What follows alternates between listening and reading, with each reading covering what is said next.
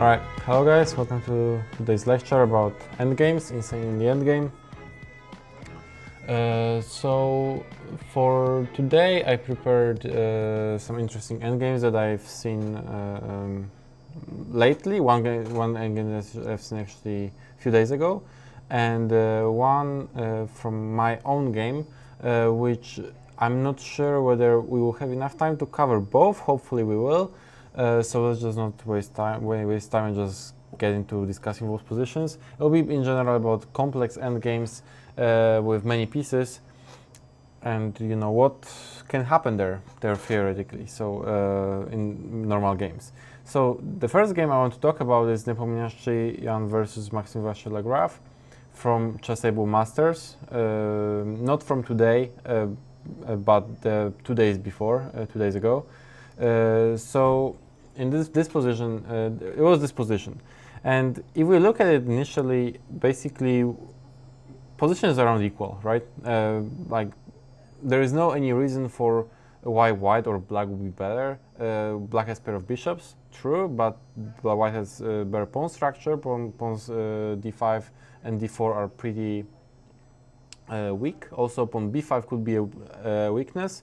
However, there is no easy way to kind of take advantage of that. The pawns on b5, pawns on h6, g5 are pretty advanced. It's possible that some h5, g4 maybe coming in, especially if the queen's on the board. It is definitely not an easy, it's not easy for white to exploit those weaknesses. So in this position, Nepomniachtchi played queen a3, which is a very good move, and I believe that MVL is simply around this position. Since starting with this position, made several inaccuracies that led him on the verge of defeat, basically, and in very sort of subtle way. Like you wouldn't expect that to happen. So let's see what happened. Right now, first minor mistake: queen takes a3. He traded queens, and this is the endgame I want to talk about. So for us, it's good that he played it because we can have some interesting material to talk about. But in general, objectively, he should have played it here before. He should have kept queens on the board. If let's say queen a8, king g7, ideas are h5, maybe h5, h4, or h5, g4. It's not simple for white to do anything here. I'm not saying that black is better, because black is not better. Positions are just around equal. I can play, for instance, I don't know. There possibly g3 is good. If bishop takes h3, queen takes d5. So and if h5, there is move just king g2, and positions around equal. However, maybe white would be a little bit preferable, because it seems like this structure with the d5, d4 pawns, it seems like white may have some chances here. But in general, after h4, for instance, position is just around equal. So this was the best what MVL should have played. Instead, in this position, after queen a3, he took, and rook takes a3, h5. He played move h5, and in this position, you need to ask yourself, what is the essential thing right now for black to do, and then you will realize that pawns b5, d5, d4 are weak, and they could be sort of object of the attack in the future. And in order to prevent that from happening, in order to improve their, let's say, position and make sure that they are not gonna fall, black king has to join the game on the queen side. Ideally, king should go to d6 or c5 squares. And therefore, I believe that the best move right now was king e7. And king d6, king c5. Later, as we will see in the game, basically MVL managed to bring his king to the queen side, and anyway, and the game ended in a draw. However, if he did it immediately, I don't think that there are any serious issues for black. The idea is that if the king comes to c5, or d6 or c5, then while black rook can be freed from defending the b5 pawn, and can join the, let's say, king side and try to create some counterplay on the king side using the pair of bishops. So for instance, I analyze here g4, king d6, rook a8, let's say, activating the rook, but just king c5. And there is nothing that actually white, I don't see at least what white can do. For instance, rook king g2, rook c6, even rook c8 with trading rooks after, let's say, I don't know, knight d2, for instance, trying to maybe knight f1, knight g3 and stuff like this. There is rook c8. I don't see anything here for white. Position is just around equal. Most importantly, the rook is freed from defending this b5 pawn, and after the king joined the queen side, so this is very important. Instead, MVL played, again, a little bit suboptimal move, and he played move h5. Right now, it's still nothing bad. It's still nothing terrible. Position is still around equal. Rook a8, if rook a8, still king e7 is possible, there is nothing wrong with it, and h5 actually creates a threat of g4, so white has to react to this somehow. And he played, Nepo played king f1, which is a good move because it prepares this idea, let's say if g4, then knight g1, knight d2, knight will come to f4 square, it should be generally good for white. But right now, it was final moment for MVL to realize that he has to bring his king, and he should have played king e7. Again, king e7, king c5 is just, as we discussed earlier, is just equal. Basically, in endgames, king's activity is very important, and king on c5 does lots of functions, it's very active. Most importantly, the defensive functions right now, but anyway, it's much better than passive king on the back rank, or let's say on somewhere on the king side where it doesn't do really anything. Therefore, this king e7 was the best move right now. Instead, he played move rook b8. And after rook b8, suddenly it's not so easy for black anymore. Because right now, very strong move by Nepo, rook a7. Rook cuts the king on the 7th rank. And it is not right now possible to bring this king easily to the queen side. And if the king doesn't come to the queen side, black rook is forced to be defending this b5 pawn passively. Black cannot activate the rook. And basically, if you pay attention to black's pieces right now, rook is defending this pawn, b5 pawn. Bishop is defending d5 pawn, and bishop f6 is defending d4 pawn. All black pieces are forced to basically defense. Instead, if the king would come to c5, the king would be defending all those pawns, and black pieces could be activated. Pretty simple and straightforward. So in this position, MVL decided to play king g7, trying to maybe activate his king through the king side, but as we will see, it doesn't work. Right now, very nice move by Nepo, knight g1.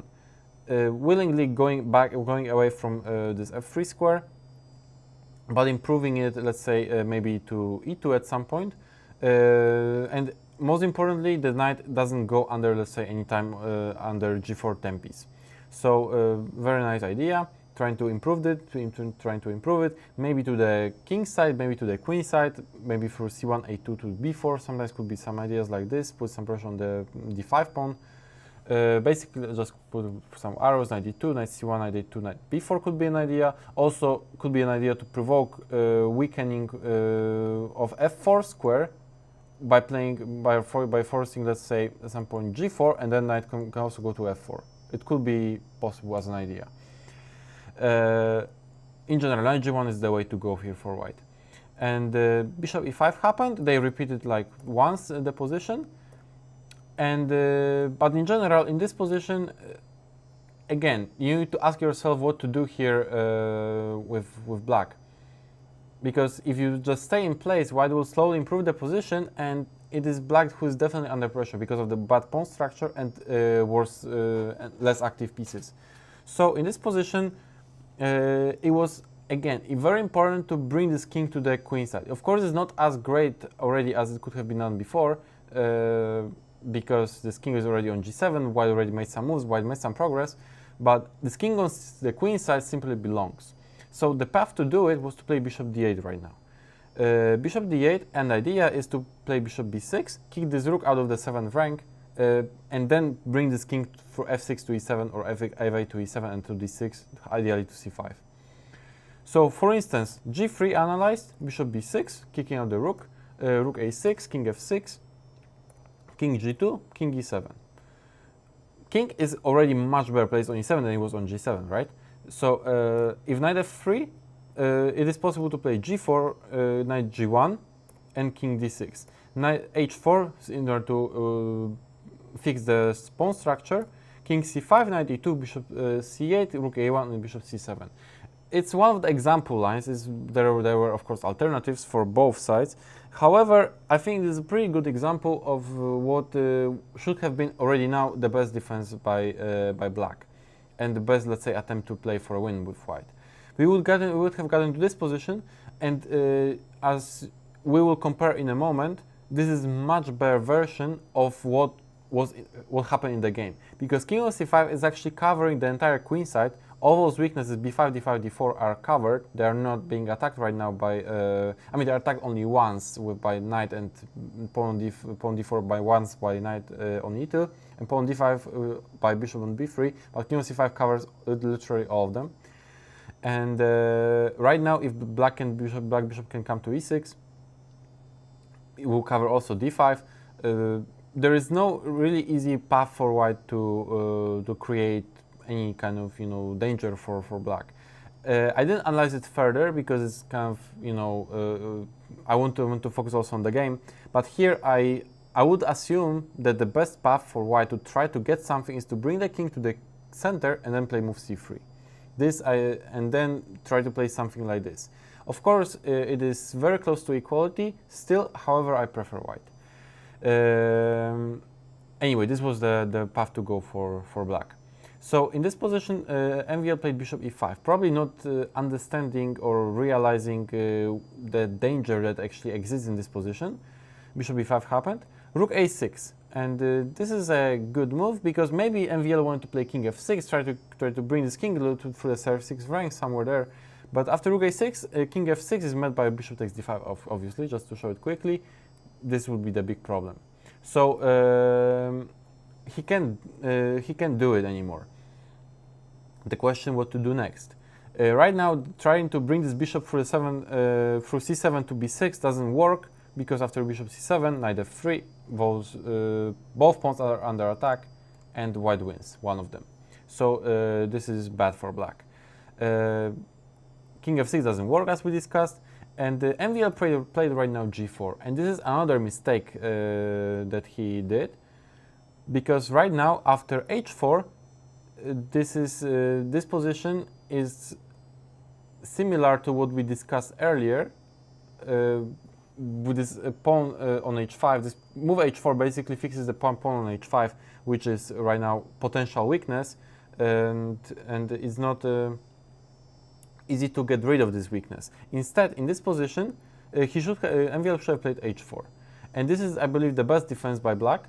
The idea is maybe in the future play g4, simplify the position, trade some pawns on the king side, and most importantly, this move doesn't create any weaknesses. It provokes some simplifications in the future, which as a defensive side right now, because right now there is no doubt that white black is on the defensive side after not bringing the king initially to the king side, the queen side.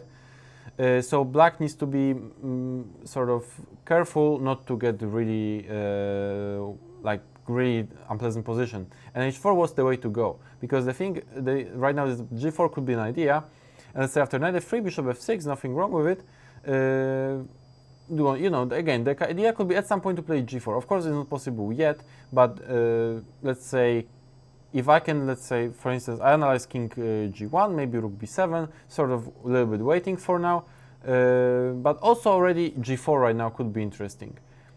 The thing is that if in this position g4 does not quite work, because after g4 takes, bishop takes d5, and if rook c8, there could be some issues with rook a7 and hitting pawn on f7. Well, if we play at first rook b7, king h2, and now g4, this is already quite possible, because after this, rook c7, we attack on c2, and we have enough counterplay. Let's say if bishop b3, we can think already about trading on f3, and this opposite color bishop endgame is not is unlikely quite dangerous for black. But also we can play for initiative and compensation with rook e7, rook e2. Let's say this, and we now do it, and then now we play bishop e5, bishop f4, and I don't really think that there are any real problems here for black. Black should be able to comfortably hold it, because also h pawn is a pass pawn, can create some counterplay.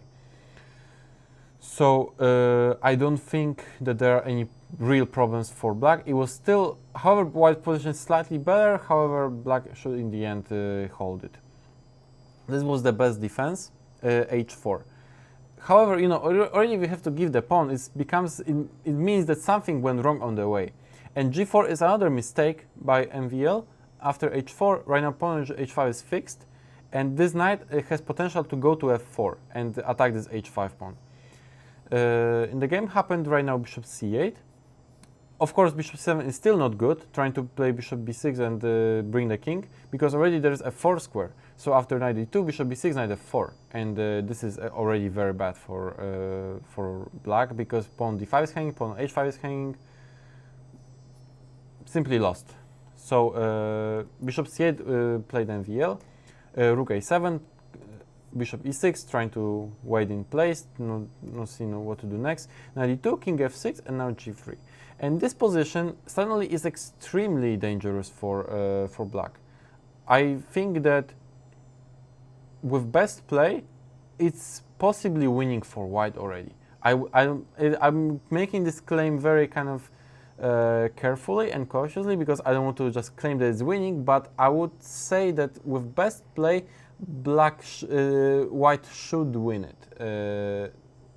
Because it's just, at least from practical perspective, because it's so hard to make defensive moves here with black, that I'm not sure whether it's possible, basically. So in this position, I consider two moves. MVL played rook b6, which I think is the best practical try. And we'll see in a moment why.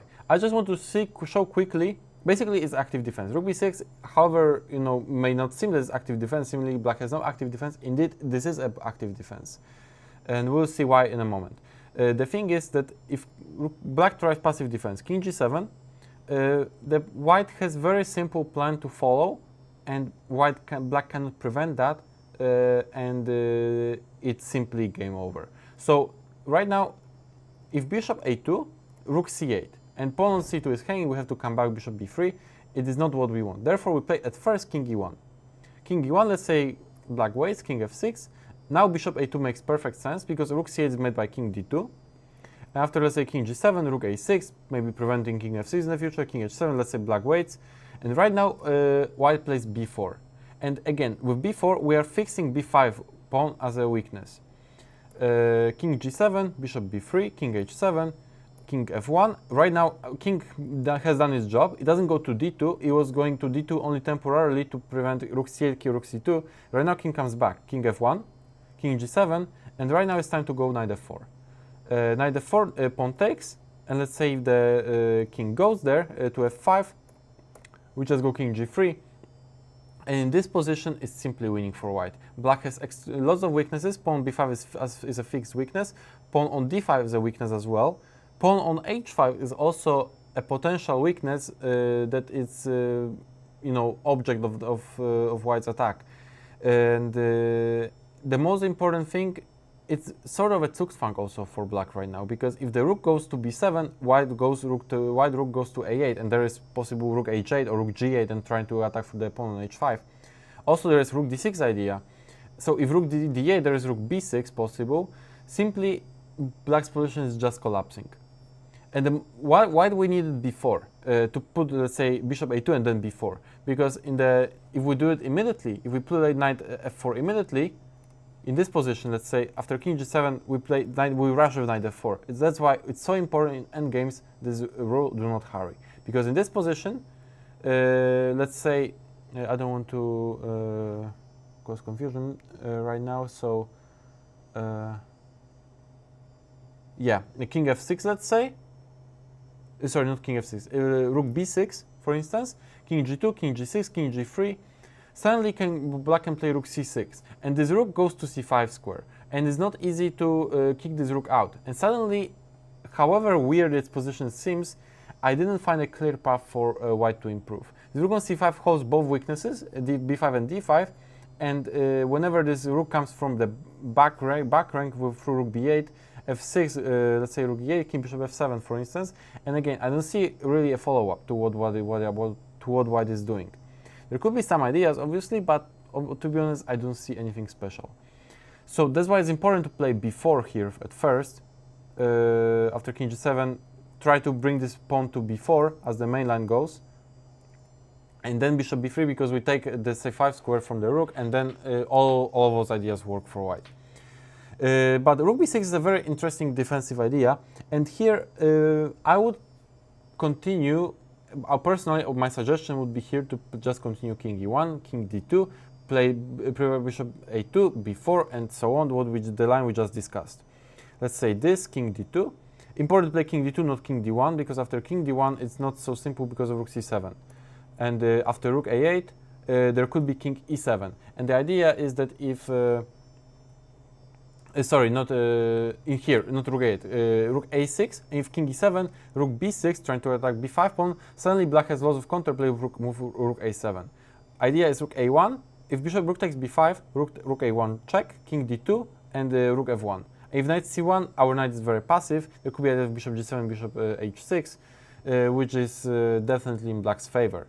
Therefore, it's important to play king d2 that we don't run under this check on our back rank. So after king d2, let's say rook c7, rook a6, king e7, rook b6. Black rook has to go to the passive defense, and let's say rook bishop a2 before it's unstoppable. White is winning or nearly winning. Basically, it's extremely unpleasant position for black. This is one of the example lines, obviously, and of course, black can go also for something like happened in the line that we just discussed with passive defense. This, you know, like black can also wait like this, and before, but you know, as we discussed, this is probably just lost. That's why I was cautiously saying that white is nearly or should be winning here. But after rook b6, there is also alternative, which is rook a8, and this is what Nepo played. But this, of course, this idea is worth a shot, definitely, because let's say if king g7,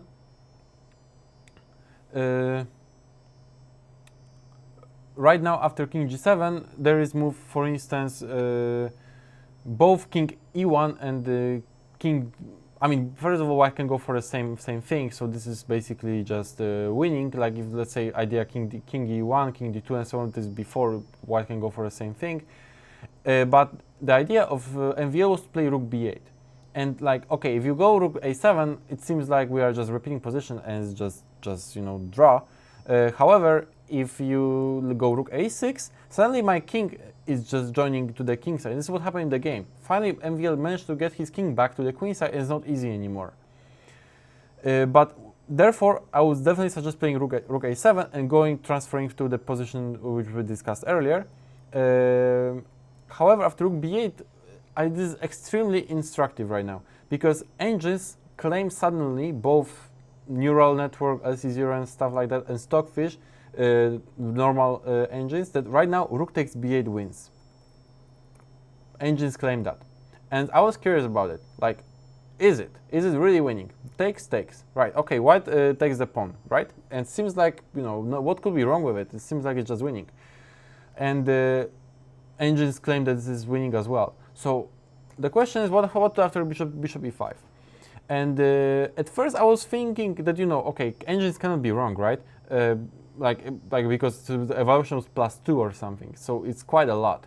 And I was really wondering, and they were agreeing with, they were basically saying it, like agreeing about the evaluation, which is interesting.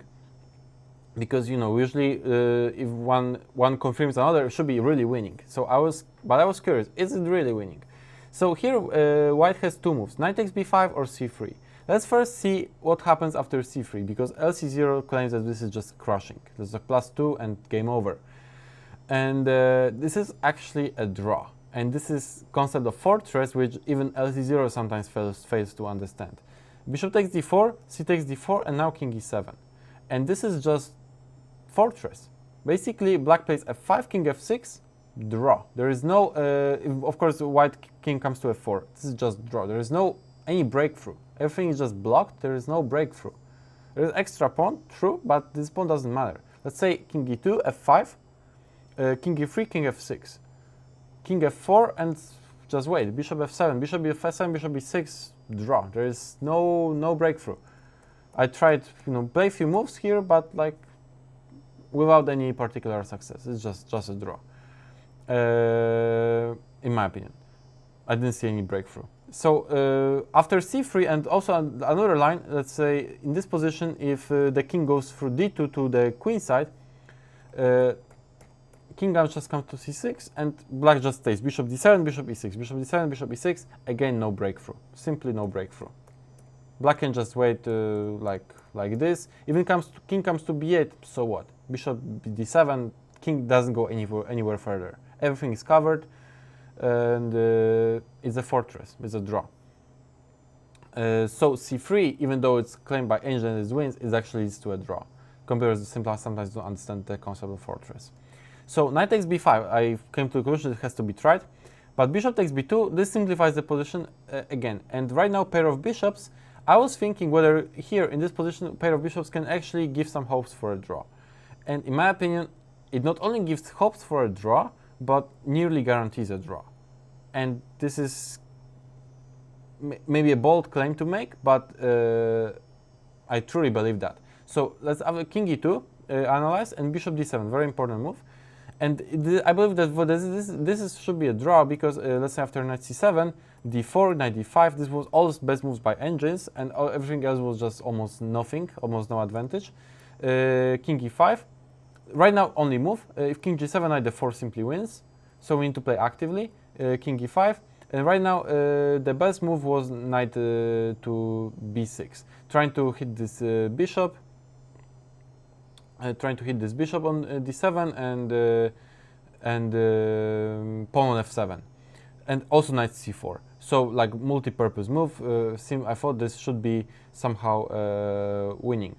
Right now I'm thinking what after knight f4. This also seems like possible, but on the other hand, it seems like black will have good compensation if we activate this bishop somehow. However, I am not entirely sure right now, so this could be also try. Bishop c1, maybe knight h5. To be honest, not sure. To be honest, not so sure. So maybe this was my bad right now. In this position, I didn't consider knight f4. I just kind of like went blind with knight b6. But knight f4 could be an interesting try. Definitely, white could try here to win this. And because I thought knight b6 is just very good. But bishop e6, knight c4, and after knight c4, bishop takes c4, because the thing is, if white takes, black just takes, and I don't think there is enough to win. This is blocked on the queen side, and I don't think that there is enough for white to win this. Also because of the pawns on the queen side, actually right now it's good that they're like h5, g4 are black pawns and white pawns are on the dark squares, because those pawns could be object of the attack and easier to, let's say, challenge them with f5, f4 and so on. So here knight c4 I thought, and this bishop takes c4, and right now d takes c4. And I thought this was amazing resource for white, basically because of those pawns right now on h5, g4 and f7, those pawns will be easily attacked and very likely collected. But after bishop a3, c5 and f5, let's say c6, king d6, just going after his pawn, bishop d5, and right now, let's say just king c7, I don't see any progress here for white, which is sort of crazy because it seems like all those pawns on the queen side are falling, but there is no way to actually make a good use of it. For instance, king f1, I thought it's just crushing because king comes to g2. For instance, f3 is also possible. And the thing is, okay, first thing, bishop f7 is not so great because after this, the king comes to the e5, it's simply a draw. King covers f5, no discussion, just draw. So we need to somehow create some, make sure that we attack those pawns like that. Of course, black wants to play f4, and if black plays f4, tries to simplify the position, this is basically black's idea, defensive idea. So we need to and attack white pawns. So we need to make sure that our pawn structure is sort of solid. That's why king f1, f4, and right now king g2. We need to make sure that this structure is quite solid. F takes g3, f takes g3, but right now bishop b4. And yes, right now we can just collect these pawns, but this position, again, I think is drawn, which maybe sounds sort of crazy, but it is. I don't see any way to improve this position, and let's see why. Bishop e2. Let's say bishop e1. Bishop d3. King e5. King f3. Bishop d2. For instance, all the natural moves by white. However, what to do next? If g4, there's always bishop e1 and attacks the pawn on h4, right? And if this pawn on h4 is attacked, white has to play h5, then bishop g5 pawns are blocked. There is no way to improve with white. It's simply a draw. So if, let's say, king comes to h3, I thought, but okay, bishop d2, same thing. And after g4, king f4. h5 is, of course, king g5, blocking all the pawns, and that's it. The only attempt for white to play would be g5, and right now black has only moved, but it's sufficient, bishop b4. The idea is to play g6, bishop f8, and this is simply a draw. So this is not winning. This is not winning. Only thing I'm a little bit concerned about right now is a little bit earlier here in this position, knight f4, which is the move I didn't consider during my analysis. I mean, this endgame is quite extensive, so I kind of missed it, but probably it's by some reason not so great, because I don't think that engines would make such a mistake that would missing knight f4. However, you never know with engines, so possibly I made a mistake here and I didn't consider knight f4, which could be giving good chances. So definitely worth analyzing, and I will make sure maybe next time when I do the this analysis inside in the end game, which will be next week, I will come back to this position and I will discuss it in detail further. So in this position, because I just discovered right now while discussing this game, so just you know, things you learn. So rook a6 happened in the game, and therefore you know, right now king e7 is already not so easy. After king e7, I think position is already hard to make progress, because the king is joining the king to the queen side. So after king e1, king d7, this is what happened in the game. If, let's say here, this position knight f4 would happen. As we already know, we need our pawn on b4 for this position to work, and rook on c5 comes in, and it's not easy to make a progress, right? This we discussed, very similar position we just discussed like 5 minutes ago. So this is not so easy. And if bishop a2, there's always rook c8 counter attack on the c2 pawn, so it's not easy to put this pawn on b4. So Nepo played rook king e1, which is a logical move, but king d7. King comes again to the a little bit closer to the queen side. If queen on the queen side, Wolf's idea of b4 is already not so great, because there is idea of bishop d6, pawn b4 will be attacked. It's not so easy anymore. So Nepo played knight f4, takes, and right now after king c7, rook e8 was possibly even more accurate. After king c7, f5, bishop f5, bishop takes d5. Suddenly position gets simplified.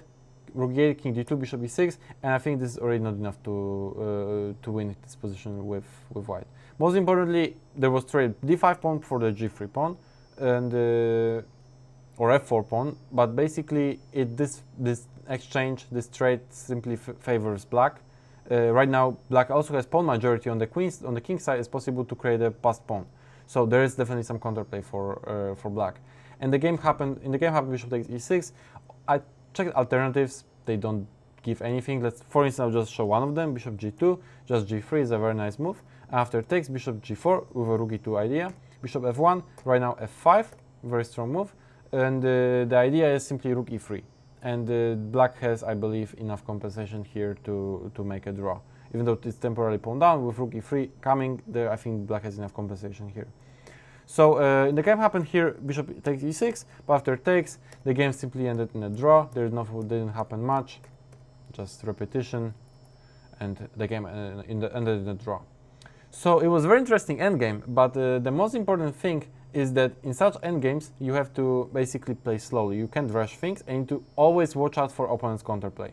And with rook on a7, MVL's counterplay is fully contained, because the king is not coming to the queen side, and we have clear idea of winning with king e1, king d2, or king e1, bishop a2, b4, bishop b3, and then our king comes back, and then knight f4. It basically is just simply winning for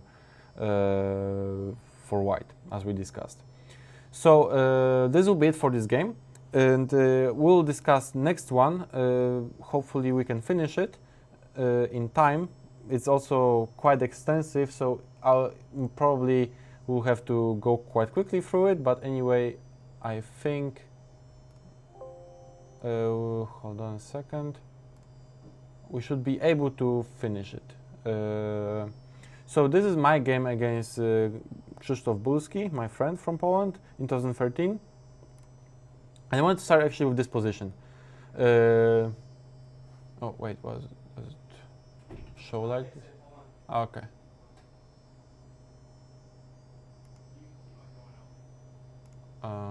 Okay.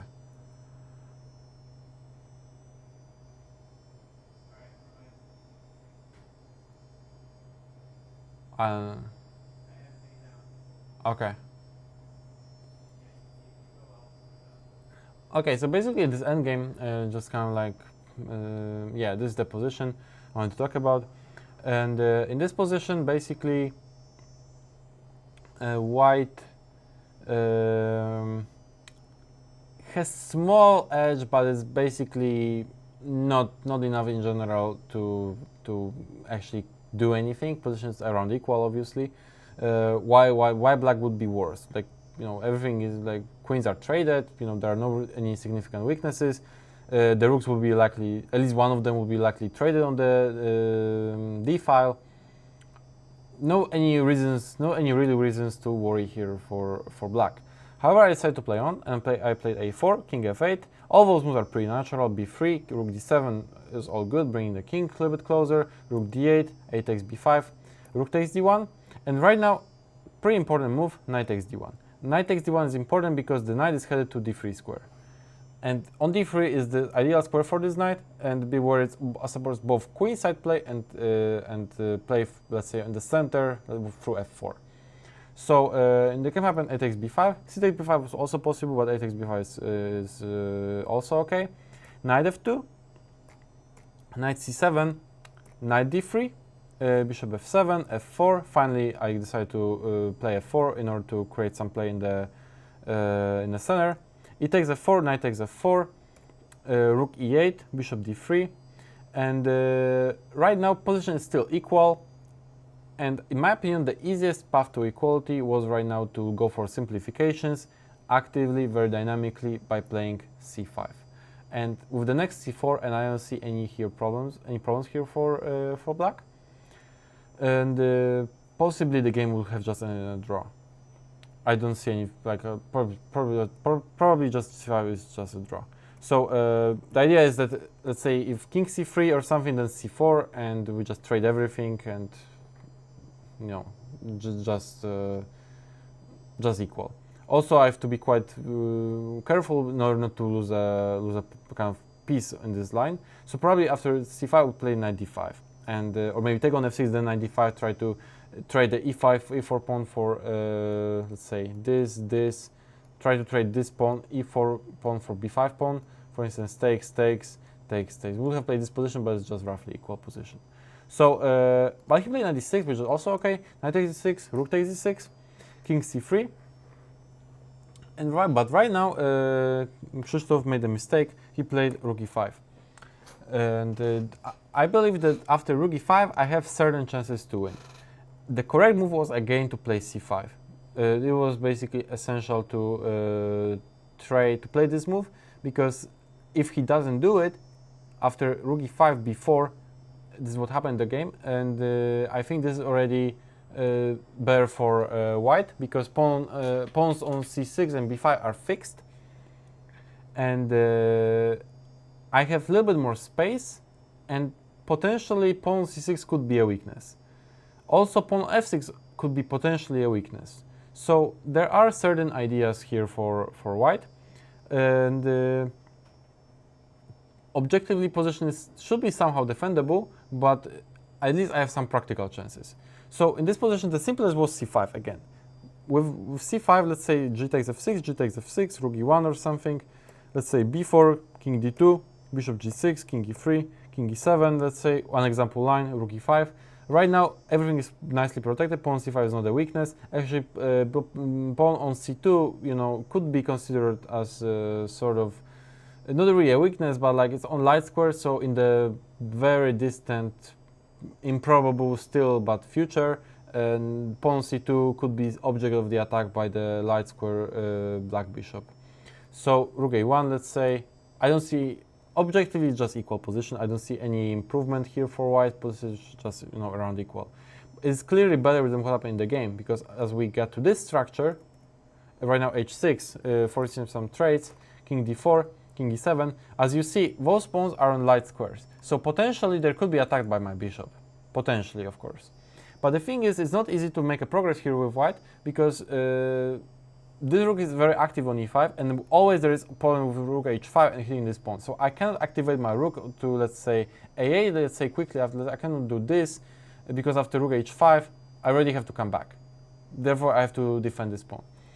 I had to come up with some ideas, let's say, to try to activate my rook. So I played through the, let's say, the a file. So I played bishop e2, king d6. Right now, rook a1 would be possible, obviously, but let's say bishop h5. I don't want to go into detail here because bishop h5. I don't want to go into detail because I want to show the entire game and most important points, most important ideas, because there was lots of maneuvering back and forth, and you know, it's not quite important. The only thing, important thing is that after rook h7, I can do it because rook h5, and therefore, ideally, I will say this. Ideally, I want my opponent's pawn to be on h5. I want to provoke this pawn to go to h5. That pawn on h5, because with pawn on h5, this rook can go to h5 square and attack my pawn. This is the very important concept that I had in mind entire game, I remember. So I have to do it somehow in order to win. I have to achieve somehow this goal of provoking his pawn to go to h5. And therefore I played rook g8, bishop f7, and it was lots of maneuvering back and forth. No really important. It's not really quite important. You know, just maneuvering, shuffling pieces back and forth, trying to maybe gain some time, maybe try to create some ideas, trying to find some ideas. It's typical, let's say, strategy to do it. But in general, in this position, finally, I decided to play king e3. And the idea of king e3 is that I realized that with king on d4, I can't actually activate my rook. I had to bring my king to f4 in order to activate my rook, because if then rook h5 happens, I have always king g3 protecting my pawn. So it was at least interesting, a practical attempt. And right now, rook h5 is all correct, rook f4, rook e5, rook f1, rook h5, and now rook h1. The idea is to play king f4 and then king g3 and then rook a1 and rook a7. Still, nothing terrible, king f4. And of course, if rook a1, right now rook h5, so I have to play king f4 first. And this is actually the very important position, because it was right now one of the maybe even only moment where actually, apart from the, you know, at the beginning of this position when I played before, I think it was the only moment where Krzysztof could have played move c5. And with c5, this is quite important because he creates some counterplay.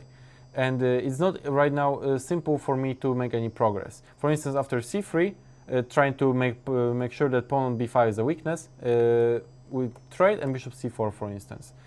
And again, it's active defense.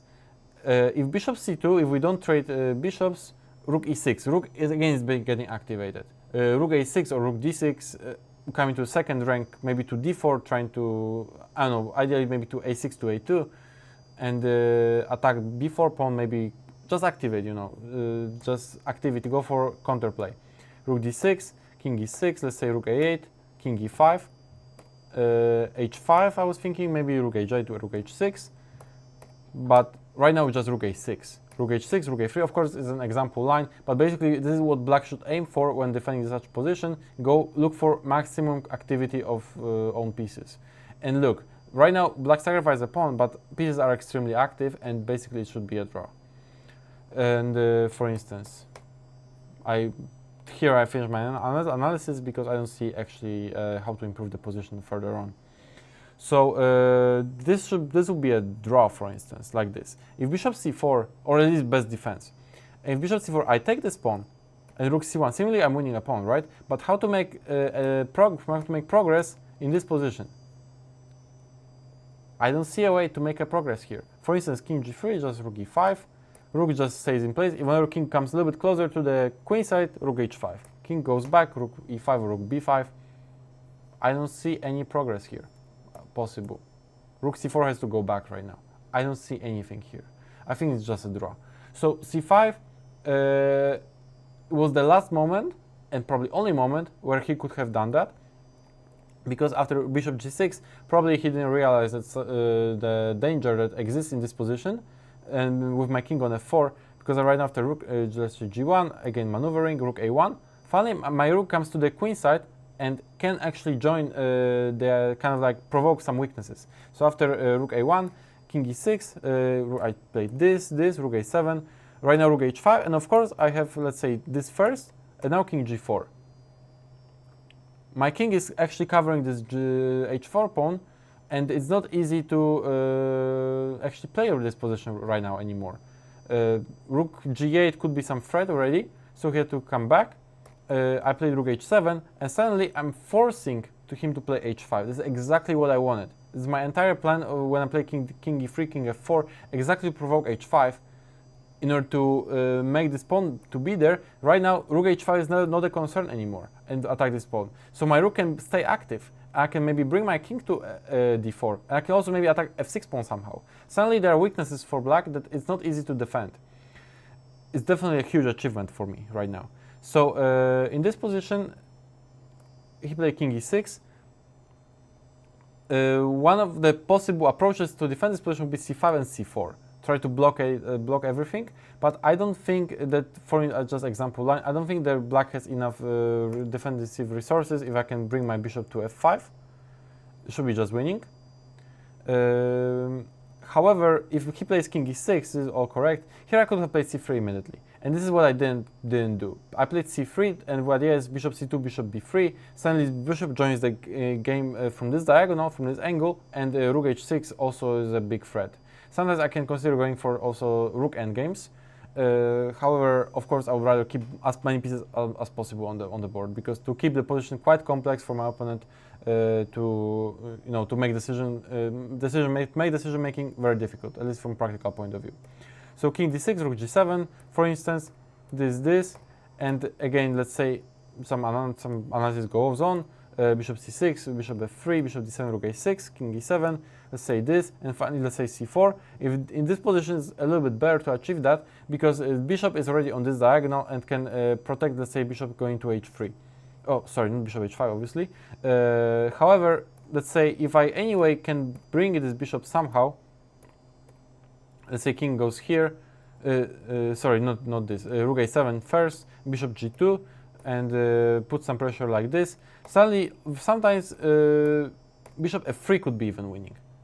This could be easily winning, because after takes, king e6, king f4, and suddenly, at some point, there will be some sort of Zugzwang. For instance, here, trying to outmaneuver my opponent, rook h7. This is already sort of a Zugzwang. Because after king f8, rook d7. If white rook gets to d file comfortably, through the 7th rank, it's just game over, because rook d5 goes in and that's it. So if king d8, rook f7, rook e6, rook b7, hitting this pawn, and suddenly rook b6, king e7, rook c6. This is what I analyze. And if king f7, only move the king, because rook e6 is just rook c5, it just wins the game. So after this, rook d6, and then rook d5, it's just game over.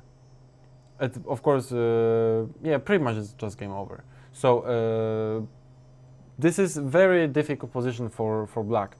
This was c3 was probably just much more accurate. However, I played rook a7. I didn't see a need to do it, which is also pretty good, because black has no counterplay anywhere. Whenever there is c5, there is c3, and this doesn't solve any problems. There was one comfortable moment when black could do that, but not. This moment is gone. It's not there anymore. So I played just rook a1. We just regrouping pieces back and forth. Anyway, it was move numbers right now 75. We were both in time trouble right now, even though it seems like moves are simple, but it's been a long game, and definitely the time, playing on increment right now definitely doesn't help. But anyway, it's much easier for me to make a move than my opponent. Rook e6, rook a1, king d6, rook a6. Finally, rook goes back to the a file, and after rook f7, rook g7. Finally, I realized that I have to go for c3, and I found this idea of bishop c2, bishop b3, and this is simply over. And I could have done it earlier. I done it in this position. Actually, I managed to do it in this position, which is even better than the previous one, because right now there's c5 doesn't even exist, because my king on d4 you know, covers the c5 square, so c5 is not possible anymore. So after c3 it's just game over, because bishop c2, bishop b3 comes in, also rook f7 I have. So f6 pawn falls. So my opponent played king d6, bishop c2, rook f7 right now is a big threat. For instance, just to illustrate, just to show it, this king e6, game over. So it's not possible. So after c5, b takes c5, rook takes c5. Finally, he had to do it, but it's not good anymore, because right now I just come back. Bishop d3, and right now pawn b5 is a weakness, pawn f6 is a weakness, and pawn h5 is also a weakness. All black pawns are weak, and one of them has to fall basically. So rook e5, rook f7. I played king rook e6, sorry, king e3, bishop g2 he played, but if Krzysztof played bishop g4, I would have played rook b7, let's say f5, and right after rook takes b5, f takes e5, f takes e4, bishop takes e4. This is just an extra pawn, and very likely it is winning, because pawn on h5 is still a weakness, and with extra pawn, which can be supported well by the king, bishop, and rook, I think this is simply game over. Of course, we shouldn't be trading rooks, because there is this kind of thing that this pawn on h4 is kind of like on the edge of the. Basically, for instance, if we do this, we shouldn't trade rooks. But if we trade rooks, this could be sometimes a draw, because this endgame would be pretty much immediate draw, right? Because there is a wrong square for this bishop. It's called blind bishop or something like this, right? So this is just a draw. So only thing that we have to be careful about. But normally, if we don't trade rooks and we're a little bit careful, we should win this with white. So in this position, Krzysztof played bishop g2. Right now, king goes back. I want to note one thing. How many times I made a king d4, king e3, king f4, and then king e3, king d4 back, and then again to f4, like so many times, right? And it's basically, it's sort of a technique to do not hurry, basically, and slowly, cause some more and more weaknesses. And the game happened. Game ended actually quite quickly, because after king c5, suddenly it's not possible to defend this pawn on h5. As I said, like one of those pawns would fall. If bishop would retreat in this position to g4, pawn b5 falls, rook b7. If bishop retreats to g2, h5 pawn falls. So one of them will fall either way. And if rook e5, rook h6, and f6 pawn falls, there are so many weaknesses. Bishop h3, rook f6, and this is just game over. Rook e8, rook g6, rook f8. Rest doesn't require much commentary. Basically, it's just pretty straightforward. And two extra pawns, rook endgame with two extra pawns.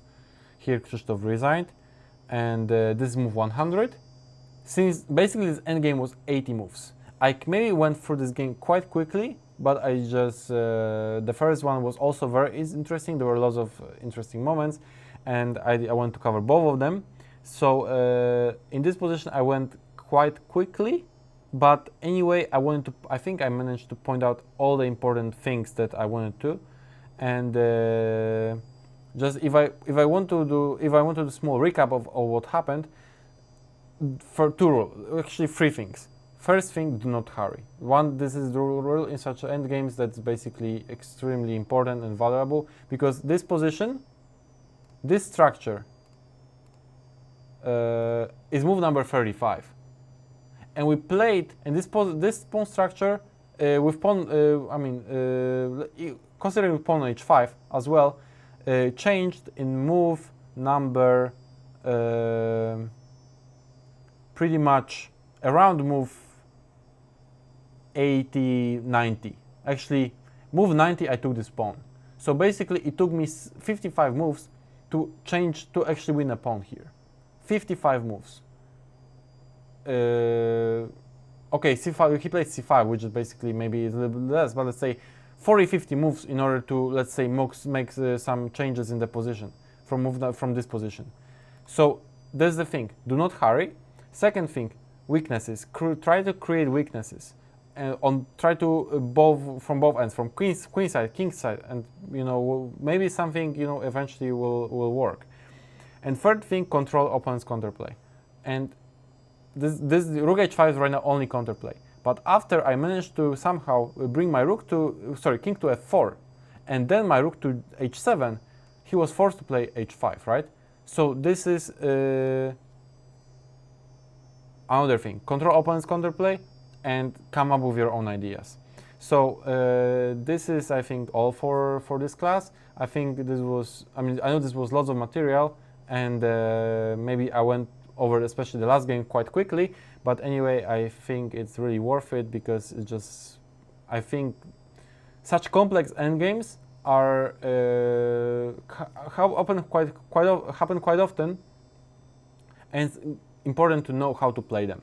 That's why I wanted to talk about them, and probably next time when we during the next lecture in the endgame, I'll cover more of such endgames because I think it's just sort of unlimited topic to talk about, and from various angles, from various perspectives.